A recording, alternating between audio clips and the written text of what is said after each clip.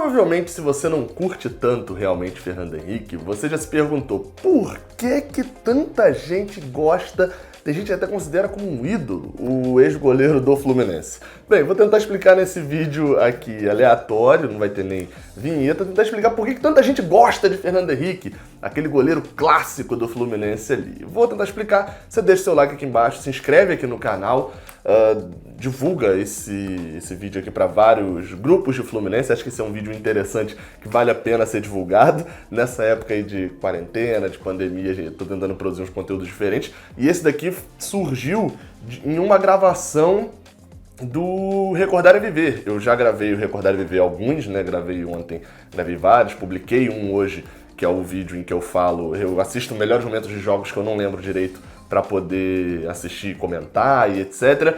E num dos que eu gravei, que eu não sei exatamente quando que sai, eu comentei sobre a possibilidade de gravar um vídeo sobre Fernando Henrique, mas estou fazendo até antes do que eu deveria ter feito, né? Mas enfim, neste domingo, 7 horas da noite, está saindo esse vídeo aqui falando sobre Fernando Henrique. Assim, eu já vou começar provando por uma coisa, por números. Fernando Henrique, ele é amado e odiado por muitos tricolores, mas queira os amados ou não queira os que o odeiam, Fernando Henrique jogou 264 jogos com a camisa do Fluminense. Só pra você ter ideia, numa temporada em que o Fluminense joga muitas partidas, ele joga em torno de 70. Isso dá, só em média de temporadas de hoje em dia, pelo menos ali umas 4 temporadas, pelo menos, do Fluminense. E, na verdade, a gente sabe que ele foi titular em 2004, foi titular em 2006, né, durante uma parte, 7, 8 e 9 durante uma parte também, e 10 ali já ficou muito mais no banco. Então foi um goleiro, e esse é o primeiro argumento que eu quero colocar aqui, lembrando, em nenhum momento eu tô falando aqui de qualidade. Fernando Henrique sempre foi um goleiro que os que reclamam acharam muito espalhafatoso, acharam que ele falhava em saída de gol, saída então de bola cruzada com ele era muito complicado. Eu sempre reconheci isso também. Só que toda a galera que nasceu ali entre 90 e 97, mais ou menos ali, pegou na sua infância, eu sou de 95, então assim, eu comecei a acompanhar futebol assim mesmo, de lembrar tudo, em 2005, 2004 eu tenho dificuldade de lembrar, 2005 eu lembro tudo bem claro na minha mente. 2005 era Kleber, 2006 era Fernando Henrique. Então a gente se acostumou a ver Fernando Henrique e era um goleiro, como falei, espalhafatoso, mas que fazia defesas espetaculares. Às vezes poderia fazer de uma forma mais simples, poderia, não vou discordar. Mas você pega uma criança de 13 anos e mostra um goleiro que toda hora ele espalma e faz defesaças e etc. Óbvio que vai comovê-los, né? Mas falando sobre tempo, né, sobre representatividade de tempo. Para muita gente, aí eu vou me colocar nesse bonde aí total, como eu falei, quando eu tinha 9 para 10 anos, Kleber era titular, na temporada seguinte chegou lá um cara, Fernando Henrique. Para quem é um pouquinho mais velho do que eu, em 2004, já viu o Fernando Henrique pegar tanto, a ponto, veja só, você que não sabia disso, a ponto dele ir para a seleção brasileira, exatamente. Fernando Henrique foi convocado e jogou pela seleção brasileira num amistoso contra o Haiti, que a gente ganhou de 6-0, ele foi reserva de Júlio César. O que indica ele ter sido reserva de Júlio César e ter entrado, inclusive, no meio do jogo? Sabe o que Júlio César seria 2 anos depois, em 2006? O terceiro goleiro na Copa. Ou, no caso, reserva, né? Rogério Ceni ia como terceiro goleiro, enfim. Mas era Dida, Rogério e Júlio César. Ou seja, em 2004, a gente até pode dizer que Fernando Henrique era o quarto. Era o quarto na lista, obviamente que não era, né? Mas passou por seleções de base, ele já estava no Fluminense acho que desde 97, 98, já estava há muito tempo no Fluminense, então foi um goleiro que se destacou muito quando era jovem. Em 2004 teve isso tudo, em 2005 o Fluminense priorizou Kleber, não lembro o porquê que Kleber era titular e Fernando Henrique estava no banco, e aí em 2006 o Fluminense tinha contratado Diego, também do Atlético Paranaense, que tinha tido um destaque, mas Fernando Henrique acabou o ano como titular também, né? Teve muito revezamento, já tinha Ricardo Berna chegando também depois. E aí, em 2007, Fernando Henrique se torna titular. Então, assim, a representatividade da sua infância, de você ver 2004, um goleiro destacado, eu não sei, eu acho que eu tinha notado aqui se ele foi o melhor do campeonato. Ele jogou Jogos Pan-Americanos em 2003, foi medalhista de prata, teve muito destaque, né, etc, etc, etc. Foi o segundo melhor goleiro do Brasileirão de 2004, só ficou atrás de Rogério Ceni. Então assim, 2004 ele agarrou muito realmente, aí 2006, 7, 8 e 9, metade do 9 aqui, ele era o goleiro titular do Fluminense. Ele era o goleiro titular do Fluminense. E aí o Fluminense trazia Ricardo Berna, reserva, trazia Rafael, reserva, trazia Diego, reserva dele.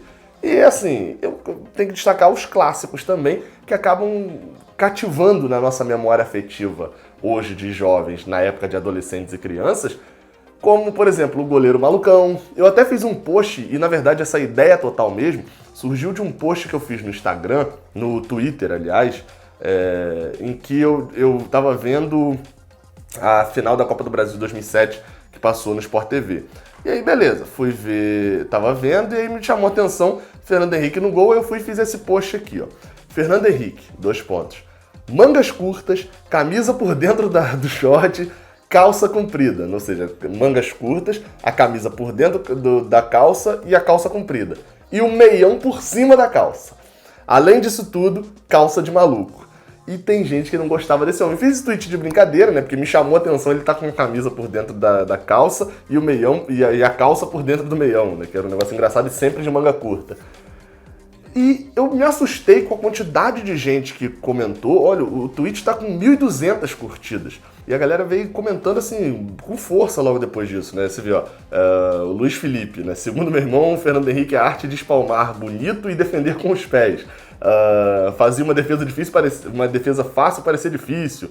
Fernando Henrique tinha excelente reflexo, trouxe com ele, mas se colocava mal. A galera, assim, ó, salvou muito o Flu na Copa do Brasil e na Libertadores, o Werner falando. Bastante gente até assim, comentando sobre o Fernando Henrique, mas teve muita gente falando, cara, aqui ó, o Carlos Davi, eu sou um dos poucos que era fã de Fernando Henrique. E a galera falando, não, cara, você não é um dos poucos, a gente gostava. Isso me assustou, o quanto o Fernando Henrique ainda tem repercussão na torcida do Fluminense.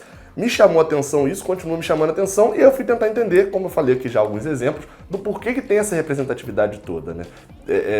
Como eu falei, um goleiro que, assim como para a geração seguinte, foi Cavalieri, sem dúvidas, e Cavalieri já um goleiro até melhor, com nível realmente de seleção brasileira, que deu um título brasileiro pro Fluminense. Para mim, em 2012, é ele e Fred, acabou, esse foi o título brasileiro do Fluminense.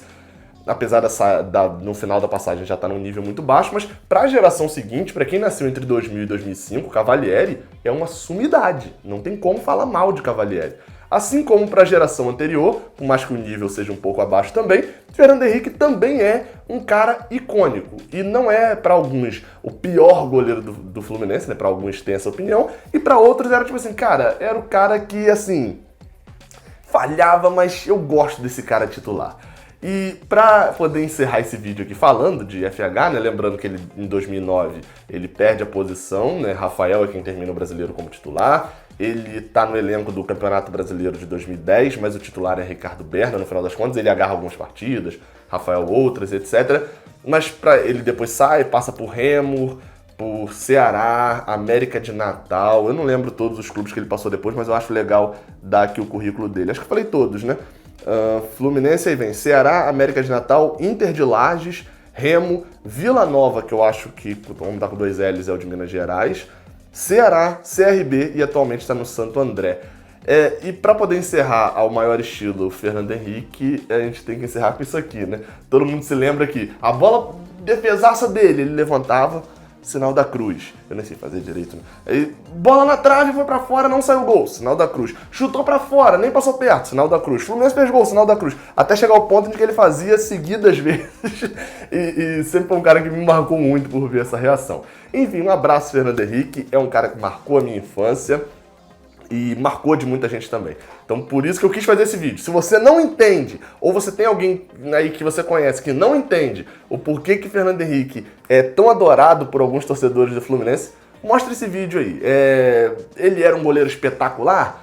Não acho que seja um goleiro espetacular, mas foi um goleiro que teve uma carreira muito digna no Brasil, inclusive. Você vê, passou por Ceará 2 vezes, por Remo, CRB, assim, América de Natal, muitos times do Nordeste e principalmente em Ceará e Remo, que tem torcidas muito grandes e muito apaixonadas, e em todos esses times chega a titular, tem ali alguma marca ali com os torcedores. Óbvio, sempre despertando amor ou ódio.